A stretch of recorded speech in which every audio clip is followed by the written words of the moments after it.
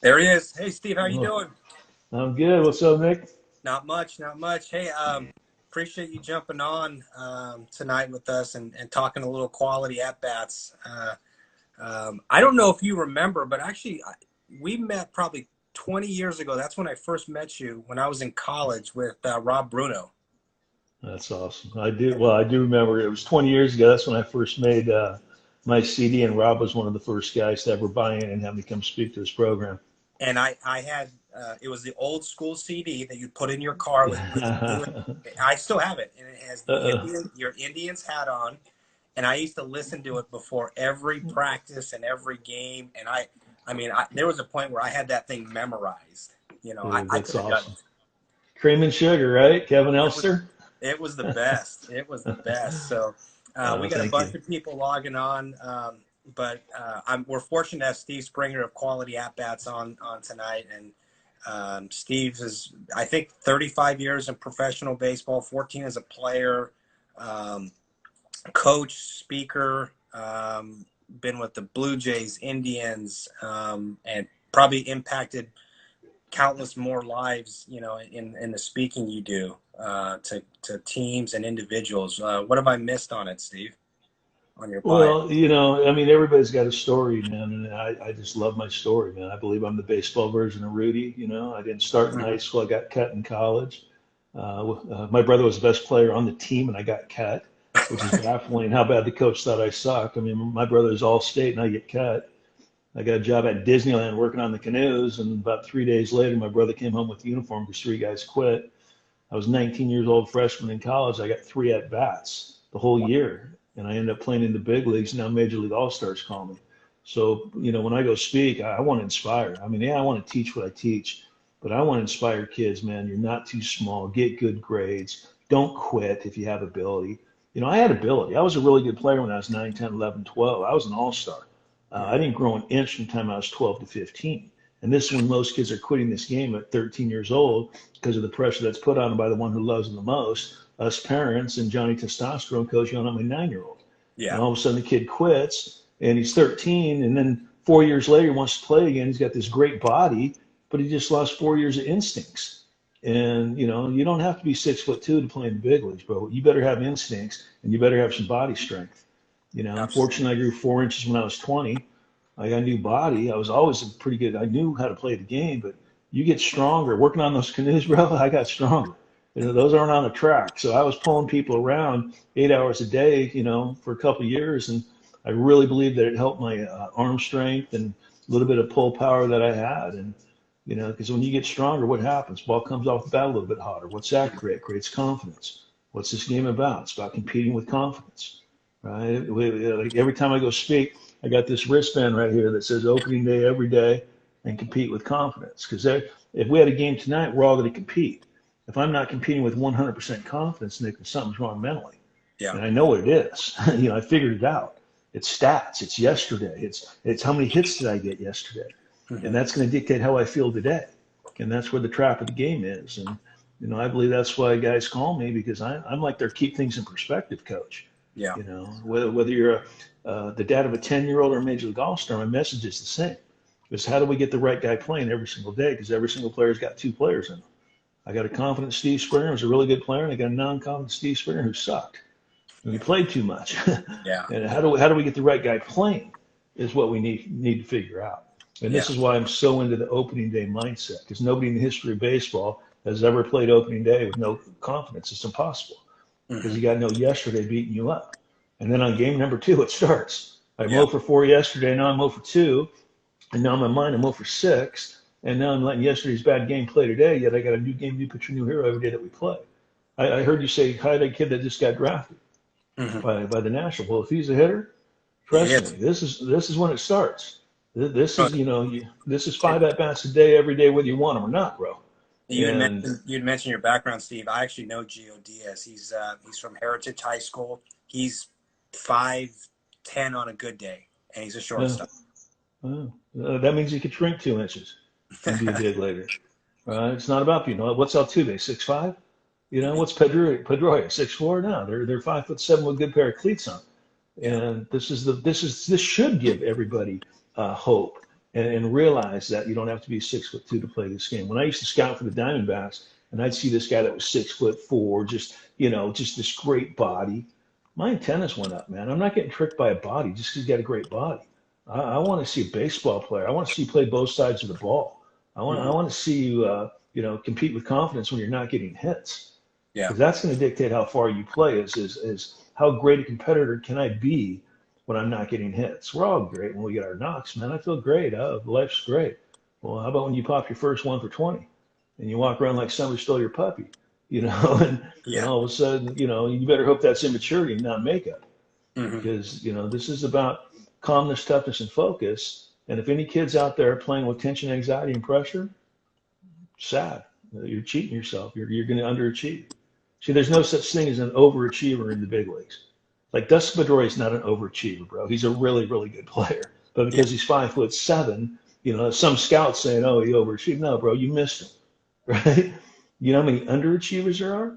Hmm. That first round picks that can't get out of A ball, top 10 round picks. If this game wasn't mental, then every top 10 rounder should spend 10 years in the big leagues, and they don't. And guys like Kevin Pillar, who went undrafted as a junior and signed for $1,000, was the second guy in his draft to get to the big leagues. Hmm. See, there's no exact science on how you're going to handle 5 at-bats a day every day, whether you want them or not. And Kevin Pillar is a better competitor than he's a player. But he's a really good player. He's not an overachiever. But he has his abilities come out. Like he had my stuff in high school. He had me come speak to his college. He knew what I was going to say before I said it. And now I was with the Blue Jays, and I'm with them for 5 years. And it's like I said, man. I think these guys think I'm going to keep things in perspective, Coach, Hmm. because I will. I'm as consistent as anybody in their message, whether Yeah. it's right or wrong. I And I believe think it's right. that's the key is staying consistent. You talked about playing with no tension, anxiety, or pressure, and more about calmness, toughness, and focus. How do you start that in either as a high school player or as a college player, Steve, to get away from that tension and anxiety and play with just calmness and toughness and focus? Well, I think the tension, anxiety, and pressure comes from youth baseball. With mom and dad putting so much pressure on them. Like Vanderbilt's panicking when their 12-year-old has a bad weekend. Mm-hmm. And it's one of my lines when I speak. If you want to play with tension, anxiety, and pressure, go join the military, because that's where that's at. God bless them. We're not. Nobody's in trouble. Sometimes you don't get any hits. It's like you're in a 3-hour timeout. Like Mm-hmm. nobody's in trouble, man. We got to change what we think success is to get the right guy playing every single day. Yeah. And that's my whole thing. You hit the ball hard, you win. You get a hit, it's a bonus. Get rid of stats. Get rid of the batting average. I nailed that 20 years ago before anybody was talking about it. Yeah, you Right? The did. batting average is the biggest trap in baseball. I hit 3 balls right in the screws right at somebody, and baseball says I suck. I beat the pitcher. The pitcher knows I beat him. Pitcher's mom knows I beat him. My batting average comes down like this. I think I failed, and now the wrong me starts playing that quick. And this is why the opening day mindset. I'm wearing my Texas University T-shirt, in honor of my boy Augie Garrido. And Yeah. he told me his favorite quote of any coach he's ever heard: "If you get your players playing, I don't give a crap what about me. It's not about you. It's about you helping this team. And you play every day like it's opening day." He said that's brilliant, because we all know the feeling. And trust me, I could give you countless of teams that buy into this thing, and now all of a sudden they're it doesn't mean you win every game. It doesn't mean you get 3 hits every game. It means you have the right guy playing every game, or Mm-hmm. girl, because it works in softball too. I spoke at the University of Oregon 4 years in a row. I was in their dugout for 6 games, and they bought in. These are the greatest girls athletes, softball players in the world, Yeah.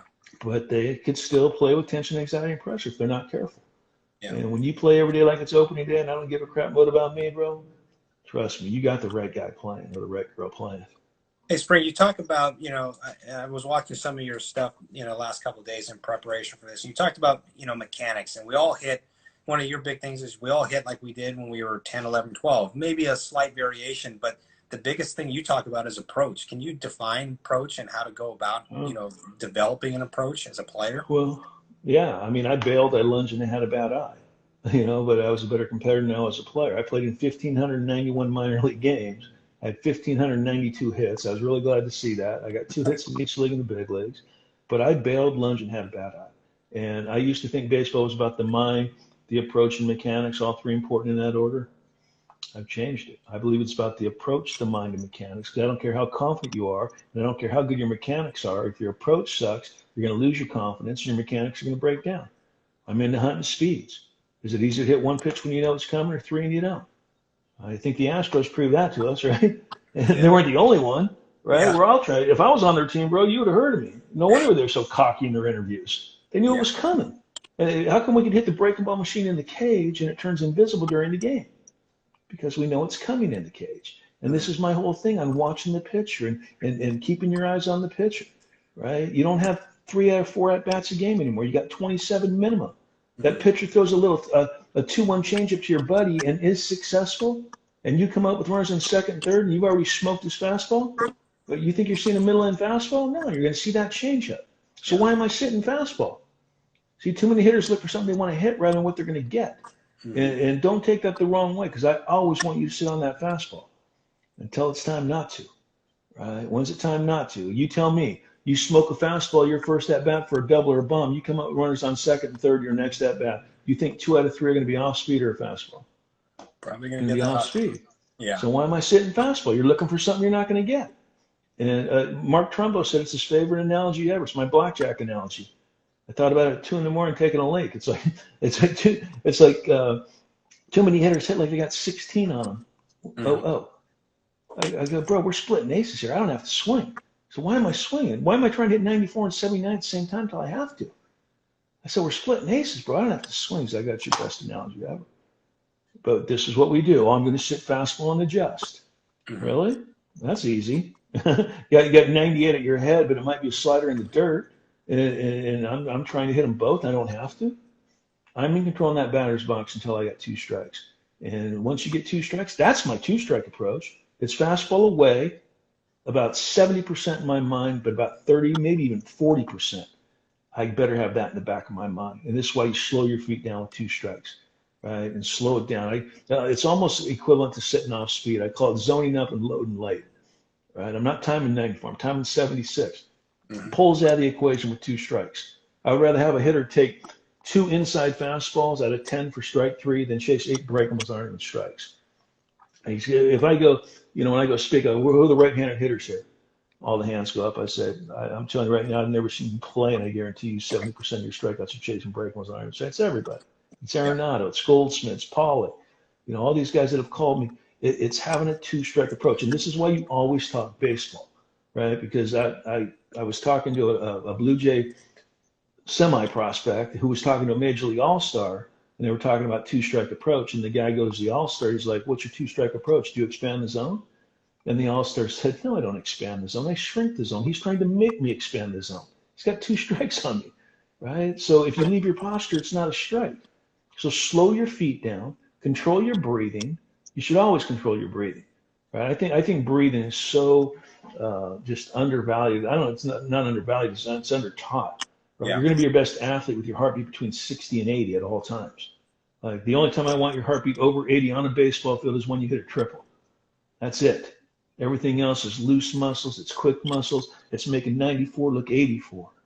Right? The harder he throws, the slower your feet need to be. You Yeah. got your feet up in the air and he's throwing a hundy, bro. You ain't catching up to that. Right? In my DVD, I'm talking about hitting between 4 and 6. Pitcher's 1, the catcher's 10. This is my neutral stance at 5. That pitcher gets to about right here in his delivery. I got to get something back inside 6 to hit up against 4 and stay in between my knees. Right? But how about a perfect analogy is when the coach gives you the 3-0 take, and you're like, man, I would have smoked that because you're quiet. Everything's quiet. Your breathing's down. And now all of a sudden you get the strike line, and then you start jumping. You get all, tension, anxiety. And when you watch a major league game, slow it down. Now look at these guys' heartbeat. There's very few Hunter Pences in playing this game. Like he does it. Like he makes me hyperventilate when I watch him. He affects my breathing, but he's a great player, so you don't change it. But more players are like Lindor, or just that slow heartbeat guy, man. I mean, I played a little bit with Omar Vizquel. He was 19, I was like 32, and this guy had more fun than anybody that ever played. Yeah. I mean, it was just like a joke how relaxed this guy was. And loose muscles are quick muscles, and when you get that guy playing, it's one of my lines. If you like your abilities and your abilities aren't showing up, it's not your abilities problem, bro. It's what you're thinking, what you think you feel. That sounds like a psychologist. I can't spell psychology. I know it starts with an S. That's it. Come on. Well, and I think that's one of the things you really nail, Steve, is like you said, you were talking about this stuff 20 years ago when it wasn't in vogue yet and everybody wasn't really, going to that. And they were still trying to figure out, why am I not performing? And then there was that little self-doubt that came in, and those people didn't compete. And that's one of the big messages you talked about, is learning how to compete. How can players do that? How can they work on becoming better competitors?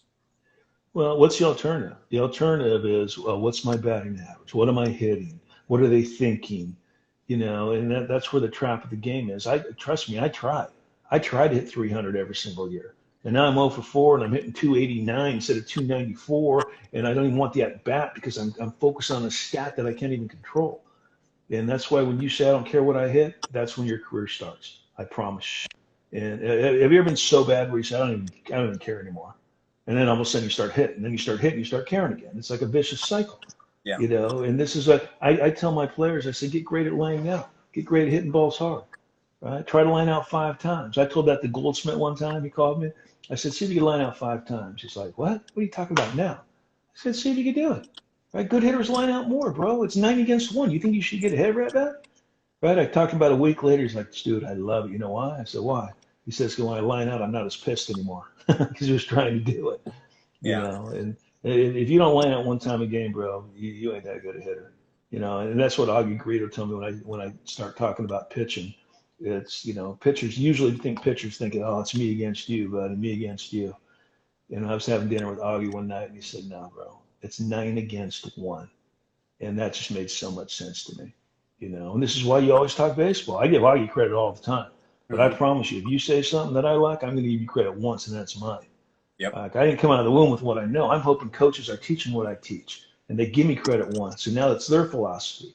And this is the best thing about baseball, man. You don't know. I'm gonna learn what not to say by what some people do, right? It's not just what to do; it's what not to do. Sure. But you come up with something. I think the best thing I ever did is I put what I know on audio, like 20 years ago. Like I didn't even know what I had. I was an agent at the time, and I had a guy named Tommy McCraw, and Yep. he was my mental hitting coach with the New York Mets. He's a roving guy. He'd come in for 3 days, and then he'd leave. But he'd come in once a month for 3 days. And every time this guy was around, I was a study. I'd be thinking right. I was confident. He was my belief coach, and as dumb as I was smart enough to realize when that guy was around, I was good. So I brought a tape recorder to his room when he came in, and he was nice enough to talk to me about me, and I taped it. So for 20 minutes, it was just me and him talking about what he thought I needed to do to play in the big leagues. It changed my life. I remember one of the questions he said, Spring, he said, when hitting start for you? And I said, oh, Tommy, when I'm in the on-deck circle and I could see real good. He said, Spring, hitting starts when you pick up the paper in the morning. Nowadays, you go online, you see who's pitching. And you start visualizing yourself hitting missiles off this guy because the mind doesn't know the body's not doing it. If I took a team and I said, half of you guys go take batting practice for an hour and the other half go visualize for 4 minutes, because anything over 4 minutes might turn into a nap. I learned that from Mark Martinez, San Diego State. And I'll take the guys that never take a bad swing, because that's how powerful the mind is. And I remember when I made my first audio that you talked about, my wife was so mad at me that I spent $200 to go in the recording studio. Now she's like, go. That's funny. That's a great line. I'm talking with Steve Springer, Quality at Bats. And if you guys haven't gone on his website or don't know who Steve Springer is, I'm not really sure where you've been for 20, 25 years, but qualityatbats.com, and he's got just a plethora of information, audio books, and things that people can listen to. But one of the things I really love what you did, Steve, is you have an audio book or audio CD for parents. And you talked about the fact that parents are, I've got a 2-year-old son, and there's times where I think, God, maybe I'm too hard on him, and I'm a little, I don't really, I need to treat him as a kid. Talk about what us as parents can do to help support our son or daughter as they go through life, whether it's playing sports or whatever. Well, when I go speak, and hopefully some people out there have me come speak to their programs, there's no young age. Like, I don't care if you have a 7-year-old and you think, oh, he won't get the mental side. Well, guess what? Every parent out there is their kid's number one coach, because you live with them, right? So you need to know what I know. Like, if I need a plumber, I'm not calling Nolan Arenado. I'm calling a plumber. Well, if I want my kid to play college baseball and hopefully pro baseball one day, You need to get great at learning what I know and what we know and what other coaches know. It's not just me. And now all of a sudden, that kid's 7, 8, 9, 10, 11, 12. He's going to get more and more and more every single year. But Mm-hmm. what you don't want is you do not want your kid to quit at 13 because you were a whack job. And that's how I open up the audio. I say, what's going on, whack jobs? I mean, parents, excuse me. Because we die for our kids. I threw out a 2-minute video on Facebook, I don't know, 3 or 4 years ago now on why kids quit at 13 because of the pressure that's put on them by the one who loves them the most, us parents, and Johnny Testosterone Coach yelling at my 10-year-old. I talked for like 2 minutes. And in 3 days, it got viewed 3.4 million times. That's how powerful the relationship is, right? If your kid's playing for a yelling and a screamer, Johnny Testosterone, get them off the team. Or have the coach listen to my parents' CD. Because most parents, they know when they hear it for the first time that, what I'm talking about is right.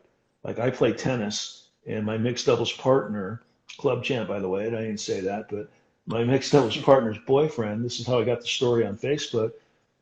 We finally meet after a year, and he's like, hey, I heard a lot about you. I'm coaching my 7-year-old trad ball team.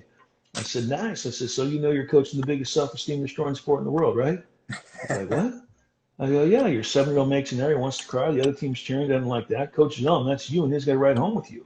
So for one error, your 7-year-old who wants an ice cream because he's 7 is going to get beat up 4 times. And you're ready for him to quit at 13. Yeah. We get interrupted. I don't see him for 2 months. I'm downtown watching Trumbo play for the Angels. And I see the guy, and he walks right up to me and said, you changed my life. I said, what are you talking about? He said, when you told me my son's playing the biggest self-esteem destroying sport in the world, you hit me right between the teeth. He said, I was so embarrassed I couldn't even talk. Thank God we got interrupted. 2 months later now, I'm the most positive coach on the field. When I hear another coach or parent yell at a 7-year-old, I cringe. Me and my son go get ice cream after the game. And my ex-wife, she wants to remarry me because she can't believe it's me. I'm like, sorry about that, buddy. No, hopefully they got back together. But that's how it is, man. I mean, I sold my car the other day, and I had a really nice man, 12-year-old kid. This kid's 100 pounds away from his man body. See, I want these parents to put their kid in the oven and not a microwave. Right? It's not about right now when you're 12. It's okay if you have a bad tournament at the Burger King Championship and you're 12 and you weigh 80 pounds. And now all of a sudden we're crying after games, and dad's all frustrated, mom's yelling. And so I made one for the parents, just to try to help, man. I have a parent CD. I have my original. I don't have the original on there, but I have Q2. It's my #1 seller before I put them all together in a bundle. I made a new Q15 that I really like. It's 15 minutes of me nutting stuff, talking quicker, that a kid could listen to before the game. I wrote a book called Springtime. If any movie producers out there, bro, I want a movie. I want Baseball Version of Rudy. We got a book. We got a script. I want to inspire millions of kids that you're not too small. I was 4'11", 90 pounds when I went into high school. I got 3 at-bats. I graduated at 5'8", didn't start, had a sophomore beat me out. I get cut in college. I played in the big leagues, and now All-Stars call me. That's better than Rudy. That's what I'm looking for. That's better than Rudy. And Rudy's a great movie. It is good. It's one of my favorites. We got some questions that just came across. Gio, the kid that just signed with the Nationals, he says, ask Coach what he wish he had done, maybe to stay longer in the big leagues or get there faster. Well, get it done where you're at, bro. I mean, like I said, put yourself in is he a high school kid or college? He just he's a college junior, so just signed as a junior in college. Yeah. What round was he? He was one of those undrafted guys. Okay, so he's got to earn it, which is great, right? Which is great. You get great at playing every day like it's opening day. You get great at playing, and I don't give a crap mode about me. You know that you're playing this game another 15 years. It's not about now, right? You get it done where you're at. Make all-star teams where you're at, but don't put the only goal that I want that kid to have the rest of his life is because when I was with the Blue Jays, and I'll bring a kid in, what's your goal? And he's like, oh, I want to hit 300 with 20 bombs and 80 RBIs. And I'm like, okay, you're an idiot, right? Because what happens when you start the season 1 for 20? And now we're in catch-up mode, and we're letting that 1 for 20 play in the next game. The only stat that I want you to keep track of is how many games in a row can you be the best competitor on the field with an attainable goal to hit the ball hard and have a team win. How many games in a row can you show up with that mindset, whether you're getting hits or not, right? If you like your abilities and your abilities aren't showing up, it's not your abilities problem, right? You obviously had ability, buddy. Now it's about getting it done. And the perfect example is Kevin Pillar, $1,000 sign. And this kid had a 54-game hitting streak as a junior in college. at Cal State to ring and didn't get drafted, which is baffling to me. There Mm. should have been 54 scouts fired, bro. You don't luck into 54. You luck into 2 or 3. We took him as a senior, 32nd round, and he kicked the door down.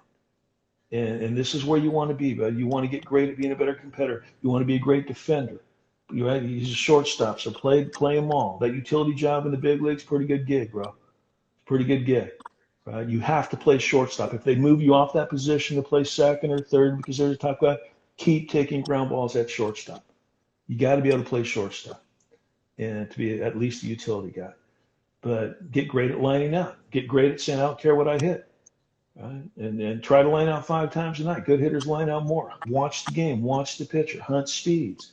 Battle with 2 strikes. There's more than what I teach than get rid of your batting average. And by the way, I'm trying to help you hit your highest batting average. Right? The batting average has no brain. It doesn't know who's showing up. There's not a confident you batting average stat and a non-confident you batting average stat. It's one stat has no brain. Right? I mean, when I was at the Blue Jays, I talked them into spent a lot of money on Best Buy gift cards. We had 3 winners per week per team. And whoever got the most quality at bats got a $25 gift card. You want to be a Blue Jay. They give away crap for free all the time. And we had one guy go 1 for 20 and he won a card. How's that happen? He got 1 hit. He got a couple bunts down, got a couple runners over, running on second, nobody out, helped the team, and he hit 7 balls right in the screws right at somebody. That's 10 for 20. Pretty close to 10 for 20. Yeah, go figure. Kevin Pillar. He won a card, right? We had an annual award with the Blue Jays. Whoever had the most quality at bats for the year got a nice max bat trophy and a big check in front of everybody in spring training. And our AA guy, David Cooper from Cal, had more quality at bats than anybody, and he hit 255. But he had 20 bombs and he had 80 RBIs. He had damage. And his favorite quote in what I teach, he told me, he said, good hitters line out more. That made so much sense to this guy. This guy lined out 1 time a game, easily. He took the same approach into AAA the next year and won a batting title. So this is the whole thing. It's about getting consistent at showing up to compete with confidence is what it's at. And it doesn't mean you get 3 hits. It means you got the right guy playing. Absolutely. Play to win the game. Play to win the game. Don't play to get hits. You'll get your hits by playing to win the game. 1 every at bat. See, this one you know you get what I'm talking about. What's the kid's name? What's the kid's first name? Gio. Gio. This is when you know you get what I'm talking about, bro. When you're 0 for 4 with 4 strikeouts in the 9th, and you look at that lineup and you say, I need 2 guys to get on so I can be the hero. Instead of, oh crap, 2 guys get on, I got to hit again. We want them all, man. When are heroes made? Heroes made in the last at bat, bro. And half the guys don't even want them because they're basing their success on getting hits and how to play to win the game. Right? Play the game like if you don't win, you don't get to eat. You'll be playing your ass off on defense, bunting, high-fiving everybody. And, you know, my first 10 years that I played, every single team I was on was in the playoffs in pro ball. Last 4 years, no playoffs. It sucked. Want to have fun in this game? Win. I spoke in front of 6,000 coaches. I said, raise your hand if our whole goal is to win. Every hand goes up like it should.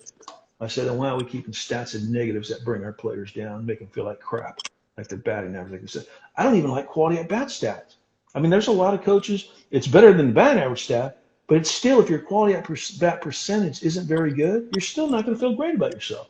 Right. And this is why, and I've evolved, and this is why my only goal is how do we get great at being a better competitor than we are a player every single day? How do I compete with confidence every day? And this is why the opening day mindset is brilliant. It's brilliant because everybody loved opening day. Yeah. Right? We got a lot of opening days starting right now. Man, come on. Play every day like it's opening day, and I don't give a crap about me. Play to help your team win. And if you have ability, bro, good players don't get missed.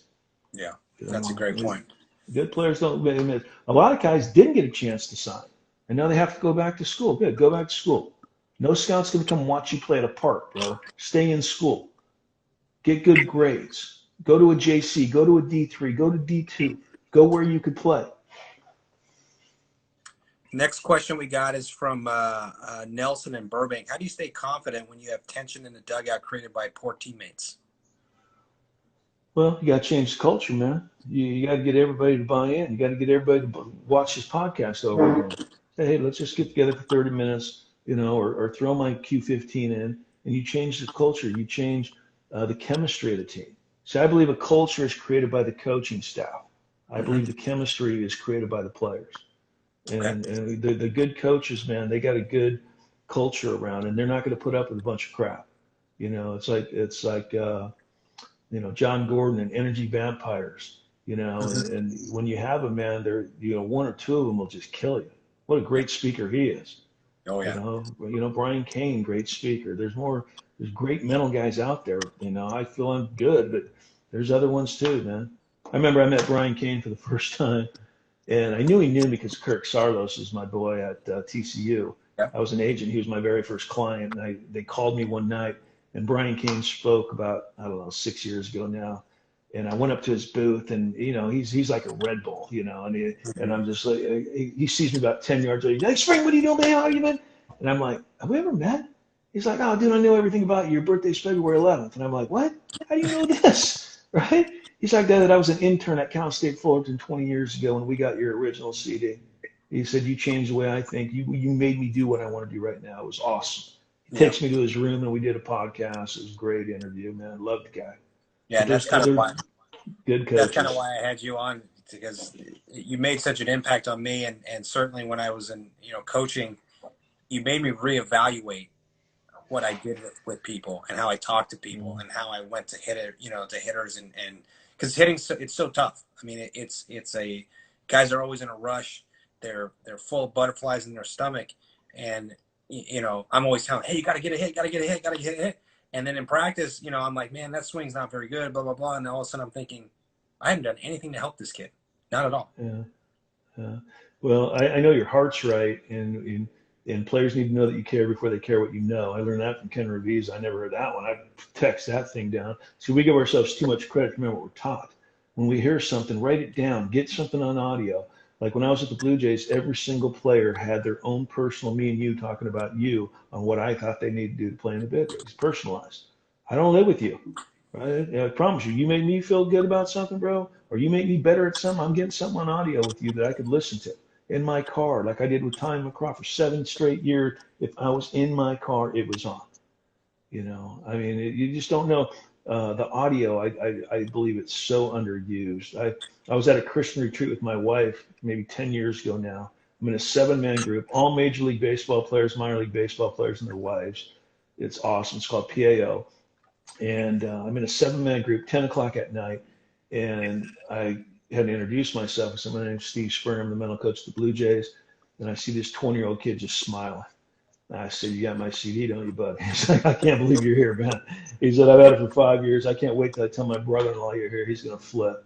I said, who's your brother-in-law? He said, Ben Zobrist. I said, Ben's got my stuff? I go, bro, he owes me 20 bucks, man. Burning's illegal. I never sent him one. Yeah. And anyway, that's a joke. And so I meet Ben that night, and he gave me the biggest side and said, dude, you changed the way I think. He was 25 years old, in Double A, beating himself up, non-confident Ben showing up, not wanting the fifth, right? He heard that batting average thing. It hit him right between the teeth. He said, dude, it was like a light bulb went off. I wanted every at bat. I tried to line out. And 2 years later, he was a Major League All-Star from Double A at 25. He didn't get better physically at 25. He got out of his own way, Yeah. and he's a great player. But this is what happens: is too many players let their mind get in the way of their ability because of stats and what they think and what they really think success is. And I'm saying success is you being a better competitor than you are a player, whether you're getting hits or not, and having attainable goals, daily goals. Not yearly goals, man. Have good attainable daily goals, bro. I promise you'll have the best year you ever had in your life. Coach Antonetti says, what do you tell players to do in game to calm their breathing or slow their heart rate down? Well, it's like I said, I'd have little signs in the dugout, opening day, every day, breathe, batting average trap, little reminders. When I was with the Blue Jays, I mean, when I was playing, I knew I had to do 4 things every day to have success. I knew I had to breathe. I knew I had to attack the inside part of the ball and hit the ball properly. I knew I had to have a tall backside so I didn't collapse too early in uppercut. Now we're talking launch angles, Yeah. right? And I had to start with a stiff front leg because I was a lunger. And if it started stiff, I couldn't go over it. I knew I did those 4 things. I got a white piece of tape. I got my own helmet. I stuck it in there. I wrote those 4 things down with a marker. 500 at bats a year, Nick. I'm not going 2 weeks. Breathe. Oh, attack the inside part of the ball. So have every kid write down breathe. That should be in every guy's helmet. Breathe.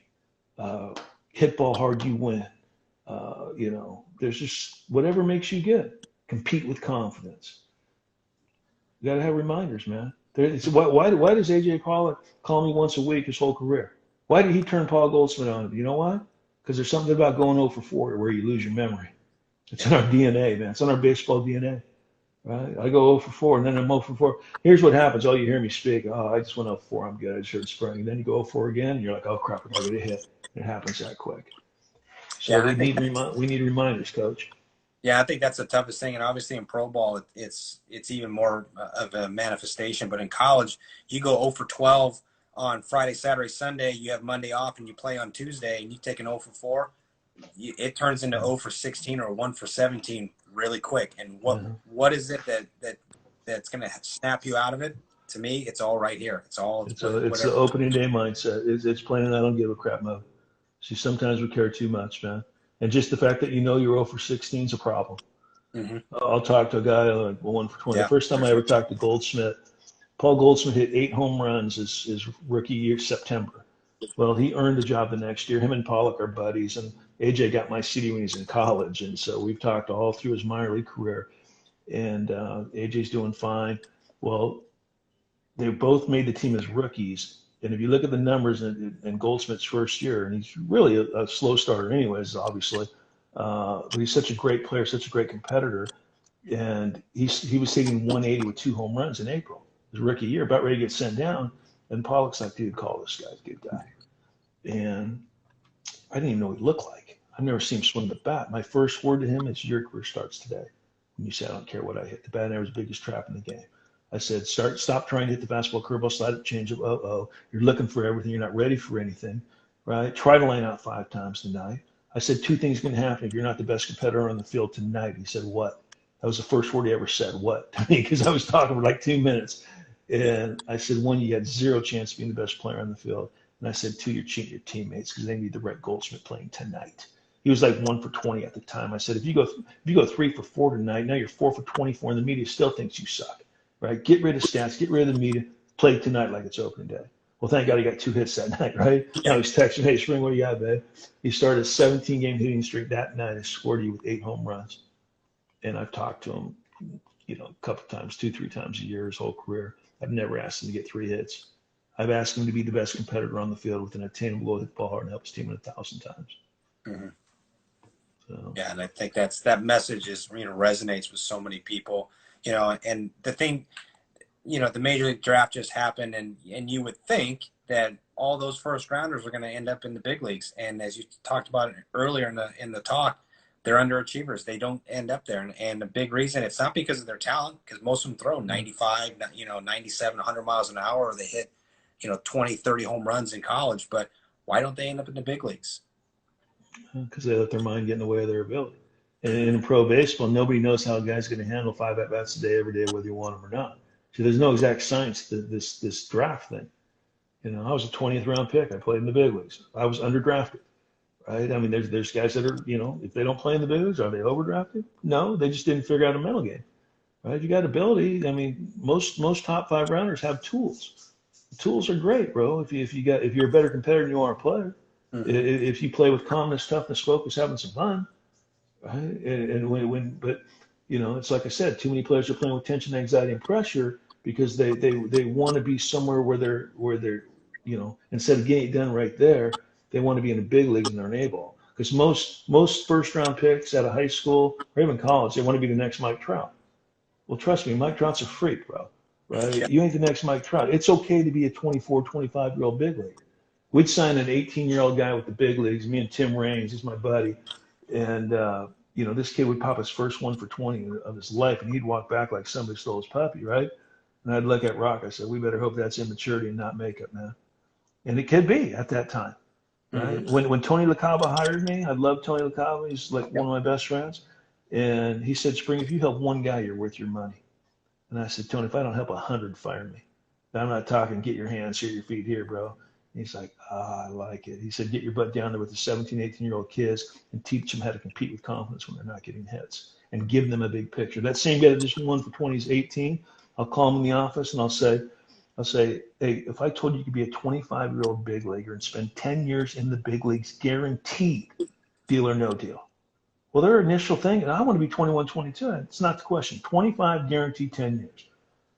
Well, obviously they say yes. That's Yeah. 18, 19, 20, 21, 22, 23, 24. That's 7 years you're not playing in the big leagues. That's 7 years to learn how to get great at showing up every day to compete with confidence, playing both sides of the ball, playing for your team. 25, 26, 27, 28, 29, 30, 31, 32, 33, 34. That's when I retired. And there's your 10 years. It might be better. It might be quicker, but it will not be quicker if you can't figure out how to get the right guy playing every single day. Yeah, no question. And that's, that's one of the reasons I'm not a big guy that says, hey, you need to go out and watch this guy or purchase the stuff. But it's stuff, Steve, that when I was playing that I used, and I was like, I I knew the day I didn't listen to it, to you talking, I knew when I wasn't ready to go for the game. And that was in college, and following you throughout your career and what you do now on qualityatbats.com. Yeah, it's so critical. And I think it's, the message that you give to people, and the inspiration that you give to them to want to go out there and put aside what your batting average is. Just go out there and compete. Go out there and hit a line drive, put in a good practice, setting, and then let the results happen because you put the time in. And I think that's what a lot of people miss is they when you take that 0 for 20, you have nothing to grab onto because you don't have a rock solid background. Well, they still think success is getting a hit. And that's the trap of the game is we think that we have to get a hit to have success. Like my perfect analogy is my first at bat in the big leagues after 9 years in the minor leagues. After my whole life, people telling me you're too small, you're only here because your brother. And I finally get in that bat. I'm facing Chuck Finley, facing the Angels in Cleveland. I got caught up with the Indians. And I hit a sitting fastball, I hit an absolute missile into right center. And I'm just digging myself, thinking double. And Dave Winfield takes 5 giant steps and shoestrings me for a lineout, and I'm mad. My next at bat, he throws me a 1-1 splitty. I swear to you, I made a contact point about right here, broke my bat, hit a little flare over Johnny Ray's head. My knuckles are still in Cleveland today. And I was happy because I got my first hit. It makes no sense. I nut a ball and I'm pissed. I get a jam shot or a swinging bunt and I'm happy. Yeah. Dude, change what you think success is, man. And No, and, Ryan. and, and make it a daily thing. Make it only about today. Tomorrow we're not promised tomorrow and yesterday's over. But too many people yesterday beat them up today, not only in baseball but in life. Like I'm a person, I let yesterday's sins beat me up today, really? Died from all, bro. But this is how we think. I think I'm a pretty good guy 80% of the time. I focus on the 20% of the crap you do 100% of the time. So we have to learn how to stay present into today.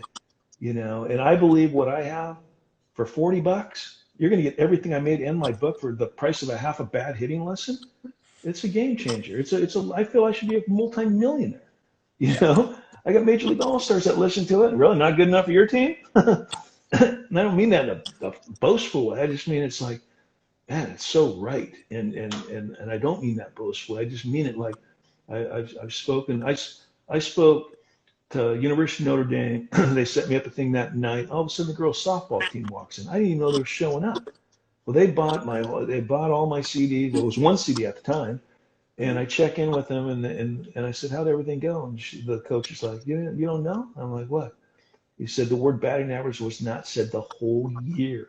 We had a full-on quality at bat chart. We were high-fiving lineouts, high-fiving good at bats, and they led the nation in hitting batting average. Right. So, like I said, good hitters line out more, and if you could get those quality at bats strung together and competing and being ready on that first pitch. Yeah, I believe the first pitch might be the best pitch you're going to get. One of my biggest pet peeves is when I had to take a pitch in the ninth inning and we're down by a run or two, and you look at this guy's stats, he's got 1 walk in 30 innings. He ain't walking me.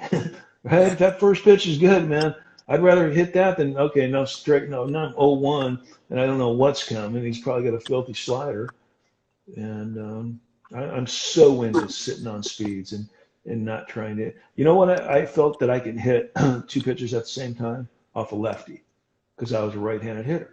Right? It's like cheating. I felt like I was cheating. If I thought fastball away, and then I saw this, and I haven't shifted through my middle in swing yet, I could still put a good swing on the breaking ball. If I'm looking middle in and he throws me a changeup, it's a death move. Right? I'm going to be out in front. So if I'm thinking fastball away, it's gonna be, I could hit 2 pitches off the lefty. Switch hitters, I mean, If you could do it, bro, do it. You Yeah. know, like my brother played 6 years of pro ball. My dad made him left hand, and I'm right. And I'm like, thanks, Dad. Well, We got about 10 minutes left with Steve Springer with qualityatbats.com. So if you guys have questions about the mental side or even maybe the physical side of hitting, make sure you hit it in the comments section below. You talk about breathing exercises, Steve. What are some things that maybe, everybody still could be sheltered in place? Obviously, you live down in Huntington Beach. I don't know if you guys are opened up yet, but in Northern California, we're still closed in some spots. What are some things that kids can do while they're at home to improve their mental game? well, I believe that hopefully you guys have my audios and you listen to it and you keep talking baseball and you play like it's opening day. And, I just, if something makes me good, we give ourselves too much credit. Remember what we're taught. You know, if I gave this whole thing talking with you and came back in 2 weeks, what I said, there was something about the batting average and, marry an athlete, because I usually end my speeches with that, marry an athlete, and your kid might be a big leaguer. My wife's dad's like 5'7", bro. I never met him. I'm like, I don't marry her if I knew that. I'm kidding. I love my wife. 30 years, bro. My son's like this big with an attitude, but I love him. Question, Nathan Lopez. When you get the correct mindset, Steve, how do you maintain it? How do you maintain it? Well, one, you feed off the confidence. You feed off when you get a knock. Like if I wrote the word confidence on a chalkboard and said, give me 10 things to create it, it's when I get a hit. I could not quality at best I'm blue in the face, bro. When I get a hit, I feel good. Bring that guy into the next day. When you get 2 hits, bring that guy into the next day. Because that is the true physical feeling of confidence. I could talk quality at best I'm blue in the face, bro. It's in our DNA since we're 100 years ago. When Abner Doubleday said get it by 9 guys, bro, he created the greatest game in the world. If he would have said you hit the ball hard and your batting average goes up, trust me, they'd have to move the mountain in 5 feet, because that's an attainable goal. But when we keep attainable goals, daily goals, and there's just freedom. And what we're looking for is freedom from ourselves. And too many players let their mind get in the way of their ability, and they let yesterday beat them up today. And that's what we do in life. But yet I got a new game, new pitcher, new hero every single day that we play. Like AJ Pollock's like my son, man. I love this kid. I've been with him since his whole career, since the day he signed. And he could tell you what I'm going to say before I say it. And last year he shoots me a text. He said, Spring, it's been a tough 2 weeks, but I will line out 5 times tonight. And I get what he meant, but what he really said is he's thinking about the last 2 weeks being tough. And I go, bro, really? I got a new game, new pitcher, new hero tonight, and you're playing another 6 years, right? No part of the last 2 weeks could play if they were bad. And he knew. And he said, you're right. He said, I'll line out 5 times a night. I feel great now because you got me off of that, right? I get a text from him after the game. He said, Spring, my bad. I only lined out once. He went 4 for 5 with a bomb and 2 doubles that night because he got some freedom from himself. He got some freedom from yesterday. And this is what we do, man. We let yesterday beat us today. We let last week beat us today. All these kids that just got through last year, and then they're coming into spring training, and, oh, I got a fresh start. And then they go have a bad week, and they're back in that funk. And this is why it's opening day every day, competing with confidence. It's not about you. It's about you helping your team. And it's like I said earlier, you get what I'm talking about when you're 0 for 4 strikeouts. And you look at that lineup, I need 2 guys to get on so I can be the hero. See, I never minded being 0 for 4 in a game if our team was still in the game because I had a chance to be the hero. I hated being 0 for 4 in a blowout because now I got a friggin' punch out against the backup right fielder, that they bring in. And then you're really pissed. I get some kids, oh, I had a bad week. And I'm like, bro, I struck out 6 times in one day. Save it. Double header. We're in Pawtucket. I struck out 3 times. I don't know why. He must have been short on players. He played me again. I struck out another 3. I'm on deck. The guy's going to get a hit. It's 7 inning game. He does. I come up. I'm 0-2 quicker than crap. Then I get a base hit to left, and I come back in the dugout, and I said, nobody strikes me out 7 times in a row. Ain't that bad. Maybe 6, not 7. So you got to be able to laugh a little bit. You got to be able to, if you're playing this game every day, bro, this ain't football. We ain't playing once a week. It's 5 a day every day. In minor leagues, you're playing 142 games in 150 days. Mm-hmm. So. C. Elliott's sent across a question. When all you want is success in the game, you play for a long time, how do you stay confident during the times when you struggle? I think you've hit on that a lot, Steve, is just staying present day by day, having attainable goals day by day. New game, new pitcher, new hero tomorrow. It's tomorrow. Why am I letting the stats and how I feel? Why does a guy that's hitting 330 have a better chance to be the hero in a game of a guy hitting 130? Because he's sort of digging himself a little bit. And this guy's letting yesterday's 130 play today. And it's like I said, I'm trying to help you hit your highest batting average. But get great at lining out. And trust me, you're going to have a good year. And the bottom line is it's about helping your team win. If you get, my first CD, I talked about hitting a ground ball to short or second, one time a week with a runner on third. That's 20 extra RBIs. Oh yeah, RBIs don't count. Those guys are nuts. You don't have RBIs count, bro. You're missing the boat. Yeah. If RBIs didn't count, then pitch hit your 9-hole hitter for Jose Bautista with the bases loaded if they don't count. It's mind blowing how that stat doesn't count. I'm so not on that. Mm-hmm. No question. What about as a coach, Steve? What's some quick advice that you give to coaches to change the mindset of how they go about preparing their teams for success? Well, coaches, and that's probably my next audio is for coaches, because I believe that most coaches' hearts are right. I believe that some of them don't, I don't want a middle linebacker coach to be my baseball coach. Like, I No. need to know that you care before you care what you know. I need to know that you love me as a person or like me as a person, and I'll run through the wall for you. When I played for that coach, if I didn't get 2 hits, he would walk right through you the next day. You could have that guy. But I played for guys like Clint Hurdle and Larry Parrish, and these Mm-hmm. guys work with the crappiest guy on the team that is as good as the best. And that's what you want to do. And I believe that coaches need to have some rules, but I also believe that you're coaching 25 different personalities, man. You can have a couple staples, but you cannot coach every player the same way. You got to need to know who needs to be patted and who needs to be kicked. And most guys need to be patted, right? Mm-hmm. Most guys need to be patted, kicked, and then patted. You build them up, you break them down and coach them, you build them back up again. If you got a kid with a negative right off the bat, and he doesn't think that you like him, you lost the kid. He thinks you're an idiot. So I'm not saying everybody gets a trophy. I'm not saying, be, Mother Teresa coaching or anything. It's just like if you're going to try and get the best out of your players, I think that if we're talking youth coaches and your job is to use baseball or softball to create men and women, teaches you how to win, how to fail, how to compete, how to handle failure, right? And if that kid plays at the next level, bro, that's awesome. But they're all going to grow up to be men. Like when I coached my 12-year-old team with Rich Amaral, we put little cute stickers on the back of their helmet if they had a quality at bat. Zero crying. It wasn't about getting a hit anymore. It was about getting that sticker because they're 10, 11, 12. They want the sticker. That was the game. So we Yeah. taught them, right? We had the biggest spaz in the league on our team. And if he fouled the ball off, we made him feel like he was Mike Trout. But I had a boy, get your helmet over, a great swing. And his parents loved us because nobody's ever built their son up in sports. You couldn't. It was Yeah. too big a spaz, but we did. Yeah. And so as coaches, man, it's build them up, break them down, build them up again. Make sure that they know that you care about them as a person, and Mm-hmm. you'll have a great culture. We got about 5 minutes left, Steve. And like I said earlier, if people aren't following you or know much about you, not sure where they've been, but Yeah, what's it's a the big social country. what's the social media handles that they can follow you on, and talk about your website, qualityatbats.com, and how people can kind of start getting their mental game right with you. I would definitely follow my newsletter. I got an assistant, Mark Brooks, who could steal my identity. He's the best. And he puts out a newsletter with all, I mean, you think it was me, and it is me, but he's wording it. And it's qualityatbats.com/newsletter. Okay. And I highly recommend getting my bundle.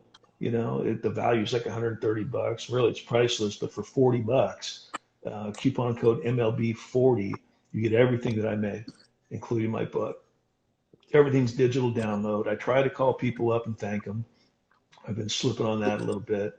I would love to come speak with organizations. If you got an organization you're listening, just DM me on Twitter. Follow me on Twitter. I handle all my Twitter. And DM me, and I'll guarantee call you back. And let's set up a speaking engagement, whether it's live or it's a Zoom. I've been Zooming a little bit with these tough times, but I love coming to your program and talking to the parents and the kids and I usually hit with the guy that gets me out there. Kid make his own personal audio, and I've just met so many nice people. That's why I like the live. I mean, I figured out a long time ago, Nick, that when I try to help people, I make money. When I try to make money, I don't make money. Yeah, yeah. So I just want to try and help, and if I could say anything or help a couple people, like Tony Golcaba said, I'm in, man. I'm in. I had people that helped me, and I want to help, and I love baseball, and it's been my whole life, and now I golf every 20 hours. So if you have me come speak and we got a little golf game or a little fishing, I'm into bass fishing. I do that a lot, but I meet good people. We go to dinner, hit with your kid. It's pretty cool. I have a mentoring program. DM me on Twitter for the mentoring program. It's a tick expensive, but the guys that are doing it like it, and you get to call me whenever you want to call me for a year.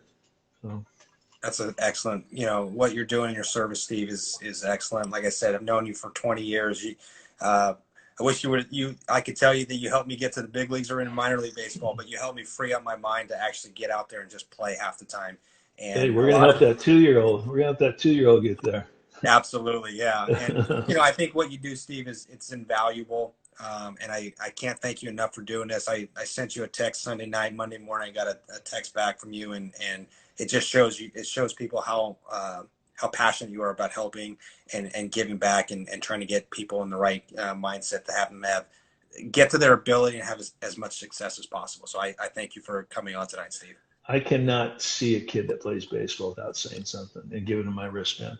I was in a liquor store the other day getting some chips and some sodas for a little party, and I see a kid that plays baseball, and I said, what position do you play, buddy? And he looks at me, and his mom looks at me. He's like, "You're Steve Springer." I'm like, "Yeah." I give him my wristband. Like, I cannot not talk to somebody that I know plays baseball or softball. I'd be walking downtown Huntington. My wife knows now, and she'll see somebody, and she'll go, "I'll be in the store over here." She knows I'm talking. So Well, we I got love it, buddy. 10 seconds left, Steve. Thanks so much for coming on tonight. We appreciate it.